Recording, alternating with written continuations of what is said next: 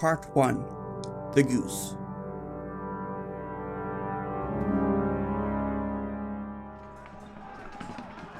On August 26, 1346, the King of Bohemia, John the Blind, died fighting alongside his French allies at the Battle of Cressy. His son, Charles IV, already the King of the Romans, became the new King of Bohemia. The Kingdom of Bohemia, which included today's Czech Republic and Silesia in Poland, was one of the richest parts of the Holy Roman Empire. Charles wanted to make Bohemia a center of learning and religion. He invited artists and builders to make its capital, Prague, beautiful. In 1348, with help from the Pope, he opened the empire's first university in Prague. Europe in the 14th century was a time of turmoil. From 1315 to 1317, heavy rains ruined crops, causing famine. In 1337, England began their war against France to claim the French crown. The aforementioned Battle of Cressy was a major English victory in this war. Then, a year after the battle, whole swaths of people in southern Europe started developing large black buboes and died painful deaths. Whole villages vanished. The same year Charles started his university, this pestilence reached England. The Holy Roman Empire soon followed. During this time, the Roman Catholic Church wielded great authority. The Pope had more power than kings and emperors. Throughout the Middle Ages, the Church grew extremely rich and used deadly force to silence critics. But in the 14th century, things started to change. In 1303, Pope Boniface VIII claimed all people must obey the Pope. The French king, Philip IV, arrested him. In 1305, a new French pope moved the papal court from Rome to Avignon in southern France, tying the Catholic Church to French politics. When Rome tried to elect its own pope in 1378, the French set up their own pope in Avignon, beginning the Western Schism.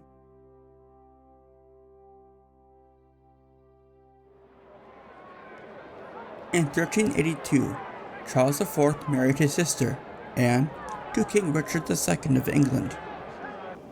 This led many Czech students from the University of Prague to visit Oxford University. There, they learned the ideas of John Wycliffe, a man who strongly criticized the Catholic Church. Wycliffe believed authority should come from God and the Bible, not from church leaders or kings. If kings acted badly, they should lose their power. But he also wanted kings to take church wealth and make priests live simple, austere lives.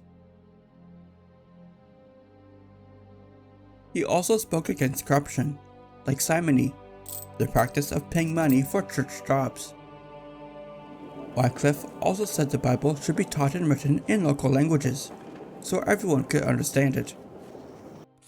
At that time, Bibles were only written in Latin and had to be copied by hand. Wycliffe also questioned the Church's belief about the Eucharist, saying that the bread and wine given during communion did not really become the body and blood of Christ.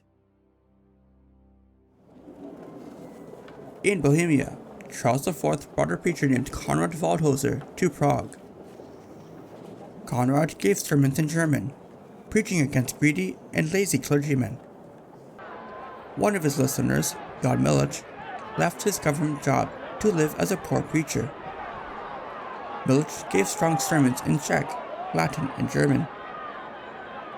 He also attacked church greed and later got in trouble for it, but was cleared. Another Czech preacher, Matthias of Janov, wanted to return to early Christian values. Janov wrote 14 rules based on the Bible, urging people to live with honesty, purity, and to follow God's truth.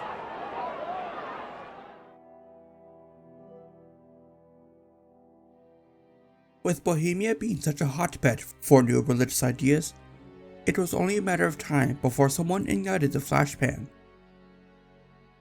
Jan Hus was born in 1369 in a small town in southern Bohemia called Hussite, meaning Goose Town. He came from a poor family but did well in school, as a kind priest helped him get a good education. In 1390, Hus went to the University of Prague. There, his friend Jerome of Prague introduced him to the ideas of John Wycliffe. Hus became a priest in 1400. At first, he wanted the job for comfort, nice clothes, and respect. But by age 30, he changed. He began to care more about faith and less about status. He started preaching at Bethlehem Chapel in Prague, where he gave sermons in Czech, not Latin, so his congregation could understand. Hus believed the Bible was more important than the church. Like Wycliffe, he thought everyone should be able to read the Bible in their own language. He also believed that all people, not just priests, should receive both bread and wine during communion. Hus also strongly opposed church corruption, like selling indulgences, papers that claimed to erase sins if you paid money.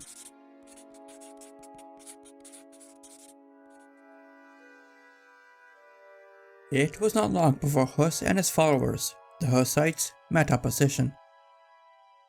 In 1402, Hus became head of the University of Prague. But in 1403, he lost this job after he continued to spread the ideas of Wycliffe after church leaders banned many of his writings. In 1405, Pope Innocent VII ordered Hus's protector, the Archbishop of Prague, Zbigniew Zajic, to turn on Hus and his group and accuse Hus's friends of heresy. In 1408, King Wenceslaus IV of Bohemia told the university to stay neutral between Pope Gregory XII in Rome and Benedict XIII in Avignon. Hus agreed, but Zajic and the German teachers at the university supported Gregory. In 1409, Wenceslaus issued the Decree of Kutna-Hora. It gave Czech teachers more power over the Germans at the university. Angry, the Germans left and started a new university in Leipzig. Hus now had more freedom to speak. That year, a third pope, Alexander V, was chosen in Pisa, Tuscany. Hus supported Alexander and was rehired as head of the university. But Zajic paid Alexander to ban Wycliffe's ideas again. In 1412, Alexander's successor, Pope John XXIII, sold indulgences to raise money for a crusade against Naples. The Hussites burnt the indulgences in protest, and 3 were killed as punishment. Hus honored them as martyrs, but under more pressure from the church, he had no choice but to go into hiding in southern Bohemia.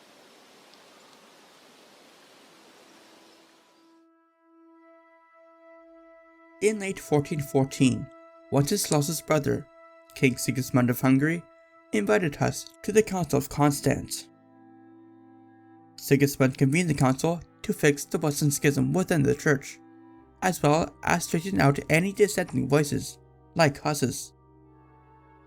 Sigismund promised Hus safe travel, so a naive Hus left for Constance in October 1414. The promise was a lie. Church leaders arrested Hus as soon as he arrived.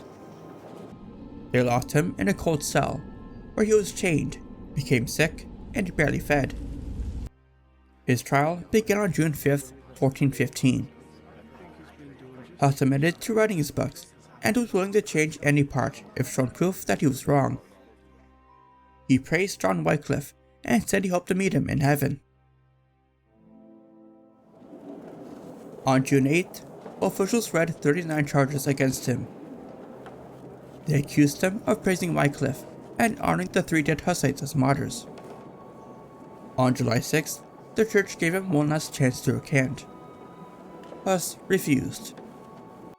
They then dressed him in robes illustrated with demons and tied him to a stake. Huss forgave his killers, and as the stake was lit, said, "What I taught with my lips, I now seal with my blood." Legend says he then added, "You burn a goose, but a swan will rise in a century." 102 years later, an Augustinian monk would nail his complaints of the church to the door of his monastery.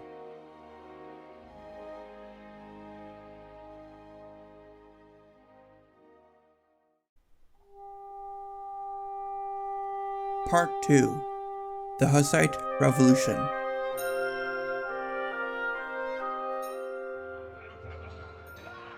After Johann Huss was executed, church leaders at the Council of Constance informed Bohemia's nobles that he had been executed.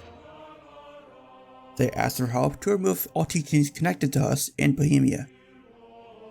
On September 2nd, about 60 nobles met in Prague at Huss's Bethlehem chapel. They stood together and said Huss was an innocent man who spoke the truth of the Bible, not a heretic. They said the council had acted with hate and treated him unfairly. The nobles promised to defend God's word as Huss taught them, even if it cost them their lives. Soon after, 452 nobles, about one-third of Bohemia's noble families, signed a letter called the Protestatio Bohemorum. In it, they said Huss was innocent and the council had done wrong. They sent 8 copies to the council, and the council reacted strongly. In early 1416, they ordered all 452 nobles, along with Wenceslaus and his wife, Queen Sophia, to appear before them in Constance. No one came. Some church leaders said the nobles just wanted more land and power, not real change. They accused them of joining with peasants and others who damaged church order. Some members of the council even said people suspected of Hussite beliefs should be punished without trials. A few even called for a crusade to crush the growing protest.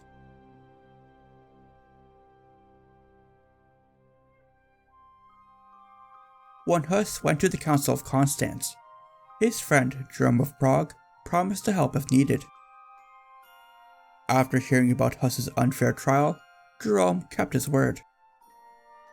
He went to Constance and defended Huss in public letters. But when the church refused him safe travel back to Bohemia, he fled. Soon after, Jerome was caught, chained, and dragged back to Constance. On May 30th, 1416, the church burned Jerome to death at the same spot where Huss was burned. The martyrdom of Huss and Jerome shocked Bohemia. People from all classes in Bohemia, not just its nobles, began to follow the teachings of Huss, Wycliffe, and other Bohemian reformers. But the Hussites soon started to bicker amongst themselves. One major debate centered around Utraquism, the idea that all Christians should take both bread and wine during communion. The Hussites thought this was essential for salvation. At that time, the church only allowed priests to drink the wine, but Hussite preachers like Jacob of Mies ignored this rule. In Prague, he gave both bread and wine to everyday churchgoers. By 1417, most priests and teachers in Prague agreed with Utraquism. The lay chalice soon became a symbol of the path to salvation among the Hussites. They believed Christ was present in both bread and wine, and wanted everyone, even babies, to receive both as a sign of true faith.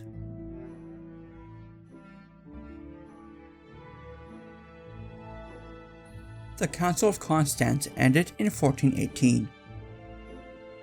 It mended the Western Schism by removing the 3 rival popes in Rome, Avignon, and Pisa, and choosing one new pope, Martin V, in Rome. Now wielding the full power of a reunited church, Sigismund wanted to destroy the Hussites. Queen Sophia, Sigismund's sister-in-law, once defended Huss, but now she feared that war would ruin Bohemia. In early 1419, she convinced Wenceslaus to limit Hussite services to just 3 churches in Prague. Many priests and nobles left the city in protest and joined the Hussites. To calm tensions, Wenceslaus allowed worship outside of churches, unintentionally spreading Hussite ideas across the countryside. In southern Bohemia, near the town of Bohemia, many Hussites gathered on a hill they named Mount Tabor, after a mountain in the Bible. They prayed, listened to hilltop sermons, and practiced Utraquism. The people at Mount Tabor, called Taborites, soon became more radical. Fueled by apocalyptic fervor, they believed priests should not own land or wealth. Churches, they said, should run on donations, not tithes.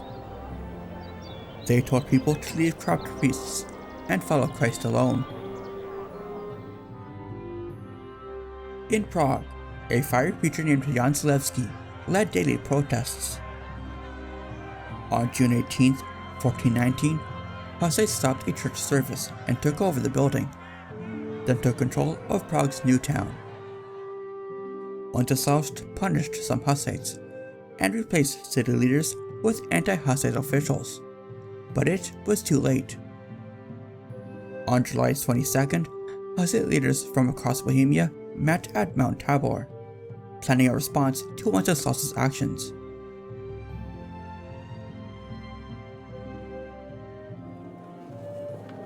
Back in Prague, Zalewski prepared for a revolt. On Sunday, July 30th, he gave a fiery and emotional sermon, using Bible verses that talked about destruction and punishment. He did not tell people to fight, but the congregation may have taken it that way. After the sermon, the people marched to St. Stephen's Church, broke in, and held their own service. Then they went to the new town hall. Inside, the new anti-Hussite city leaders had gathered and tried to calm the crowd. But when the thrown stones struck Zalewski, the enraged mob stormed the building. They then threw 13 officials out of a window to their deaths. The crowd quickly took control of the new town. The new town stood with the Hussites, and a city militia was formed. They chose new leaders who supported reform, and even people who had stayed neutral now joined in. For a short time, the Hussites felt they had won. Zalewski praised Prague as an example for the rest of the Hussite faithful in Bohemia. But the joy faded fast. On August 16th, Wenceslaus had a stroke and died, likely from the stress of the past weeks. His death gave Sigismund a chance to claim the Bohemian throne, beginning a new wave of violence in the kingdom.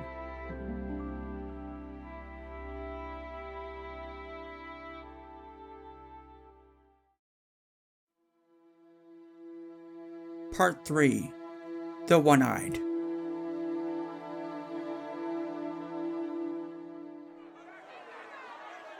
The idea of Sigismund becoming king of Bohemia upset the Hussites. After Wenceslaus died, riots broke out. In Prague, people destroyed Catholic churches and even tore down brothels. Queen Sophia became the temporary regent and tried to restore order. In August, Hussite nobles gathered in Prague.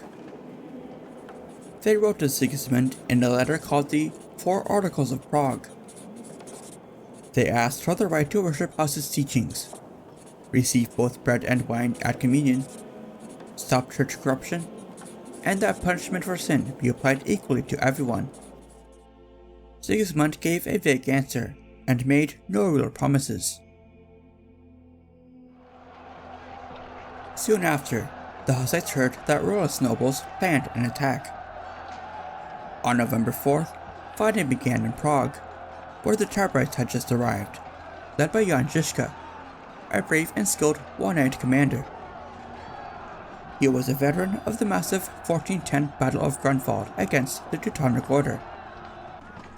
Žižka's Taborites took over Visred Castle in Prague, but Royalists fought back. After fighting caused major damage, both sides agreed to peace. Hussites could worship freely, but the Taborites had to leave the city and give up the castle. Žižka then led his people, 400 soldiers, 12 wagons, and countless women and children, toward Pilsen, but the town offered little support. So he moved on to a site where the Taborites had rebuilt a fortress near Mount Tabor and rechristened it Tabor. Meanwhile, Royalist forces attacked other Hussite towns.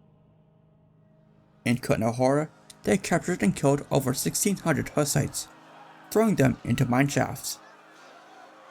These killings fueled the Hussites' anger even more.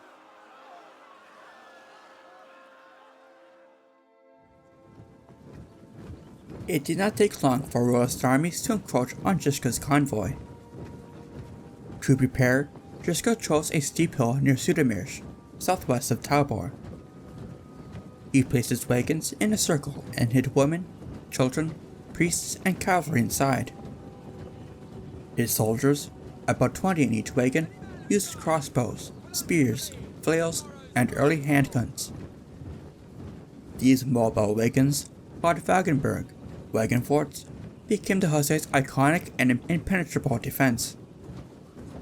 Another important Hussite innovation were early howitzer cannons, or Hufnis, meaning crowd in Czech, as the early designs were usually only accurate enough to fire into crowds of infantry.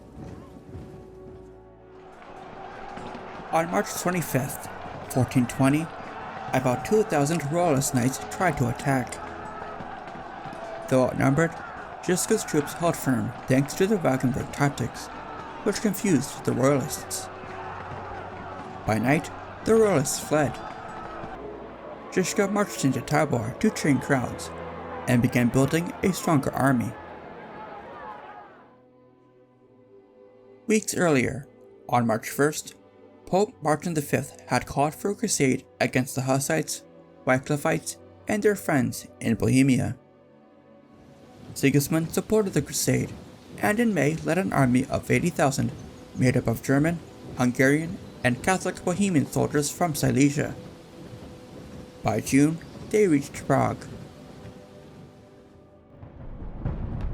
To take the city, the Crusaders first had to capture Fichkov Hill, overlooking Prague. On June 12th, about 16,000 knights attacked. Žižka arrived on the 14th with 9,000 men, and struck their right flank. The knights retreated toward the Vlata River that divided Prague, where they were trapped and crushed. The Crusaders lost around 500 men. The Hussites lost very few. Despite their defeat, Sigismund crowned himself King of Bohemia in July. But his army was falling apart from disease, mistrust, and lack of pay. By 1421, Sigismund gave up and left Bohemia to regroup. The first anti-Hussite crusade had failed.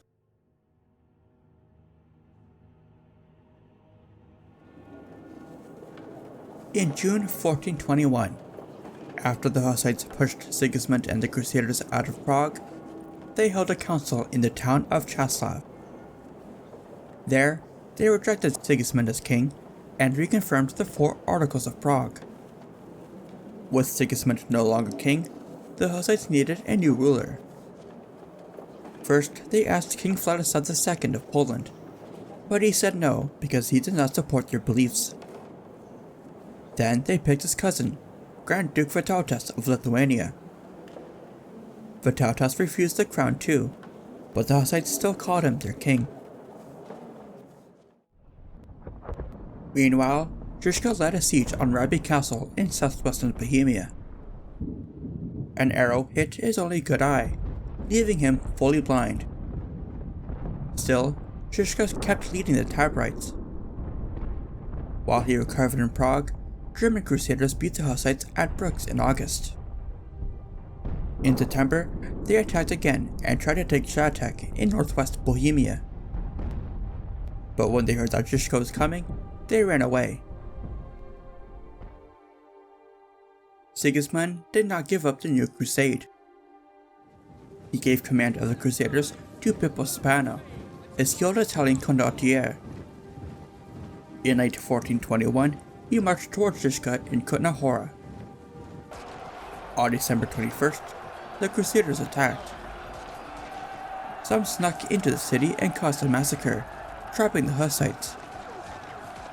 Žižka managed to break through with gunfire and escaped north to Kolín. In January 1422, Žižka struck back near Nebovity near Kolín. Sigismund panicked and left Kutna Hora. Žižka caught up with the crusaders at Nemky Brod, where the crusaders were chased into a frozen river. When Sigismund fled to the town of Brno, in Moravia, the Hussites knew that the second crusade sent against them had failed.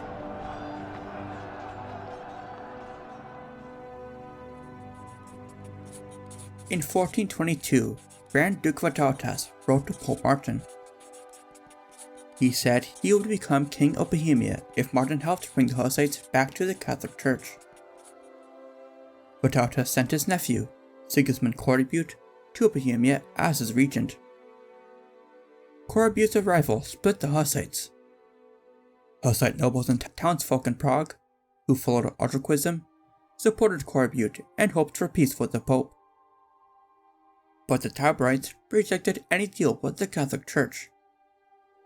Under pressure from Martin and Sigismund, Korybut left in December.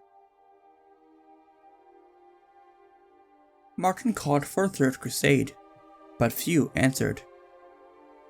Sigismund was busy fighting the Ottoman Turks, and many German princes did not trust him.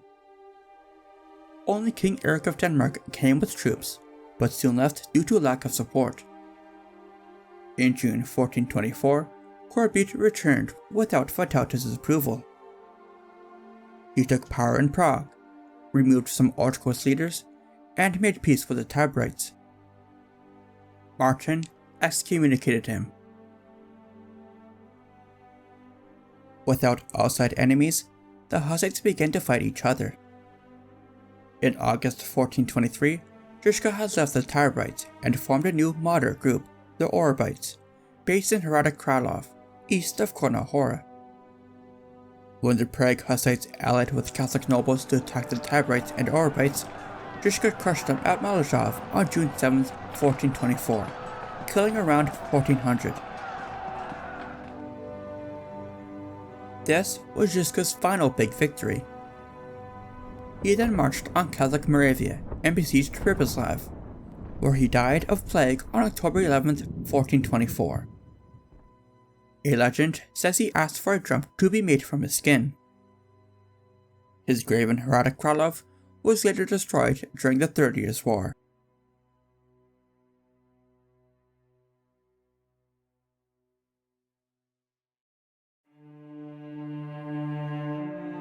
Part 4. The Road to Basel.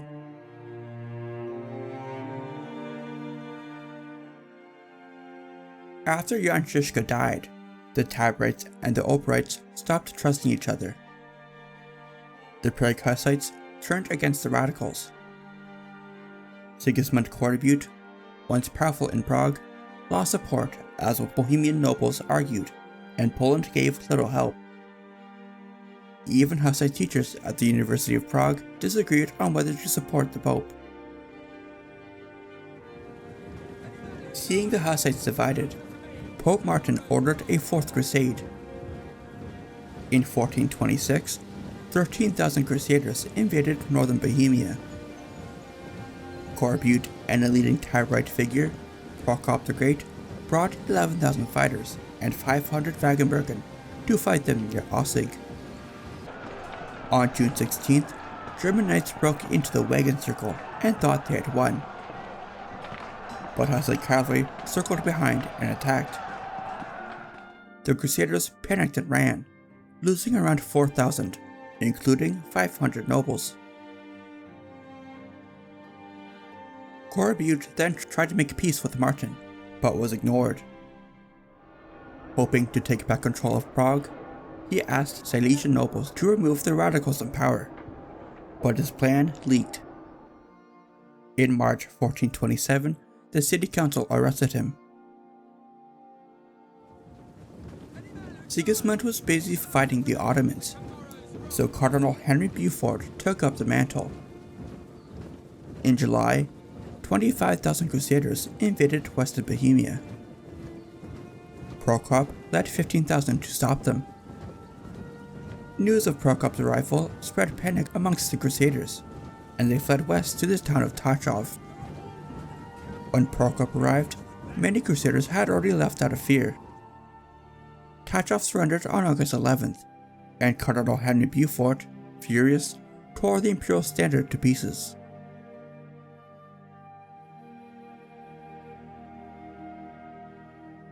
After defeating 4 crusades, the Hussites faced no attacks for 4 years. Catholic Europe stayed quiet, utterly shocked by the defeats. During this time, the Taborites and Taborites decided to go on the offensive.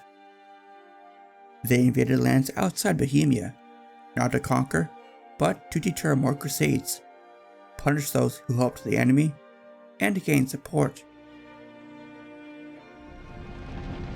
Led by Prokop, the Hussites called these raids beautiful rides. They raided Saxony, Bavaria, Hungary, Brandenburg, Silesia, and Lusatia. In 1433, one Taborite group even helped the Polish in their war with the Teutonic Order near Danzig. The Hussites stole gold, silver, food, and forced towns to pay to avoid harm. These raids caused outrage, as even Joan of Arc threatened to attack them. With the Crusaders in retreat, he invited the Hussites to a rare meeting in Pressburg, now Bratislava. Remembering what happened to Jan Hus, the Hussite leaders came with an army for protection. Sigismund asked for peace until a church council in Basel in 1431 could settle religious issues. In return, the Hussites said they would accept him as king if he agreed to reform the church and follow their 4 articles. Sigismund did not agree. After Pope Martin died in 1431, Cardinal Cesarini pushed for a 5th crusade. Sigismund needed the church's support to become Holy Roman Emperor, so he went back to war. That summer, 120,000 crusaders invaded Bohemia. But when 55,000 Hussites marched towards them at Domlice, singing imitating war hymns, the crusaders again panicked and fled, without having fired a single shot.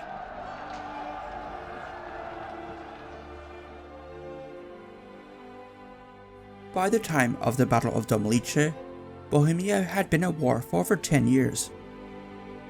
Both sides were tired and wanted peace. Cardinal Cesarini told the church council in Basel that talking to the Hussites might work better than more fighting. Pope Eugenius IV disagreed, but Sigismund and Cesarini talked anyways. On January 4th, 1433, leaders from the Utraquist, Taborite, and Taborite groups arrived in Basel. There, the church asked them to drop the 4 articles and rejoin Catholicism. The Hussites said no and left in March. Talks moved to Prague, but again the church told them to give up their beliefs. Prokop warned that religious division would cause more war. He wanted one faith in Bohemia, the Hussite faith, and believed Pilsen, a Catholic stronghold, must fall to achieve this. His forces attacked in the summer, but met strong resistance. The Taborites ran out of food, sent raiders into Bavaria to get more, and were defeated. Many Hussite soldiers lost hope, and some mutinied. Prokop stepped down. The Utraquists were angry that Prokop's actions did bring more war to Bohemia, something he said he wanted to prevent. When Taborites refused peace again, the Utraquists joined with the Catholic nobles and drove them out of Prague. The Taborites and Taborites called back Prokop to lead them again. On May 30th, 1434, both sides met at Lipany. At first, the two armies battered away with useless cannon fire, and the Utraquists decided to retreat. When Prokop chased them, he fell for their trap and was ambushed by hidden cavalry. The radicals were caught and crushed, and Prokop was killed. The Battle of Lipany accomplished what 5 crusades had failed to achieve: the end of the Hussite armies.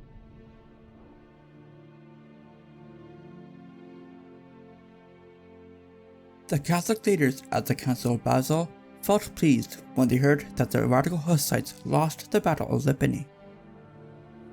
They looked forward to dealing only with the Utraquists, who were more open to talks and compromise than the Taborites. Sigismund also looked forward to finally becoming king of Bohemia after many years of war. Jan Rokycana, the main Utraquist priest in Prague, said Sigismund could take the throne only if the council accepted Utraquist beliefs. The council refused, so the throne stayed empty. Sigismund did gain some legitimacy after Corbutte died in battle in 1435, but then the Hussites chose Rokycana as their archbishop, which upset the council even more.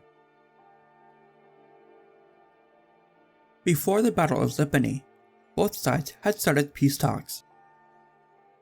They agreed on a weaker version of the original 4 articles. People in Bohemia and Moravia could now take both bread and wine at communion, but only if they wanted to. Only proof priests could teach, and the Catholic Church kept its land and wealth. In July 1436, nobles from Bohemia and Moravia met in Halava and agreed to these terms, the Compacts of Basel. In August, Sigismund ended Prague as king and declared peace. The Hussite Wars finally came to an end after 17 long years.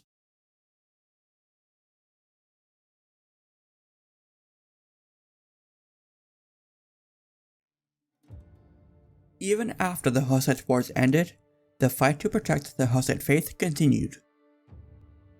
The Catholic Church did not fully accept the Compacts of Basel. In 1438, Pope Eugenius IV rejected them and formed his own council in Ferrara, Italy. He excommunicated members of the Council of Basel who did not go to Ferrara. In reply, Basel chose a new pope, Felix V. This caused a schism that lasted 10 years until Felix gave up his claim. Later, in 1462, Pope Pius II condemned the compacts again. In 1437, Emperor Sigismund died. His son-in-law Albert became king, but died in 1439. His newborn son, Ladislaus, was too young to rule. No clear ruler meant years of unrest. In 1448, a noble named George of Podebrady, backed by Utraquists, took control of Prague. In 1458, after Ladislaus died, George became Bohemia's only Hussite king. George tried to rule fairly over both Hussites and Catholics, but Pope Paul II excommunicated him. Hungary's king, Matthias Corvinus, saw this as a chance to take Bohemia and invaded in 1468. George trapped Matthias at Wilimov in 1469, but allowed a truce. Matthias broke this truce anyways and took over Moravia and Silesia. George died in 1471. Before his death, he convinced nobles to choose Vladislaus, the son of Poland's king Casimir IV, to be the next king of Bohemia. Meanwhile, Matthias was losing support in Hungary, and the Turks were attacking his lands. With Poland's help, Vladislaus forced peace in 1479. Matthias kept Moravia and Silesia, but after his death in 1490, Vladislaus took them back. Later, Vladislaus tried to replace Utraquist town councils with Catholic ones. This caused a revolt in Prague in 1483, as well as a second defenestration of some city officials. To end the unrest, Utraquists and Catholics signed the Religious Peace of Lahey in 1485, which made the Compact of Basel the law of the land. Some Hussites wanted more change, however. In 1459, they formed the Unity of the Brethren, which adopted many old Taborite ideas. The swan that will rise in a century that Jan Hus allegedly prophesied at the stake did so in 1517, ushering in a new age of religious turmoil in Bohemia. Luckily, Utraquists and Protestants liked each other, as they supported many of the same ideas. When the Habsburg King Ferdinand tried to raise troops against German Protestants, both Utraquist and Catholic Bohemian nobles rebelled in 1547. Ferdinand crushed the revolt and gave more power to Catholics, taking rights away from Hussites. Religious tension in Europe kept growing, and in 1618, war broke out in the Holy Roman Empire. At the Battle of White Mountain in 1620, just west of Prague, Catholic forces beat the Protestants. Afterwards, Protestantism and Hussitism were banned, and those who followed either of those faiths in Bohemia were forced to convert or practice in secret.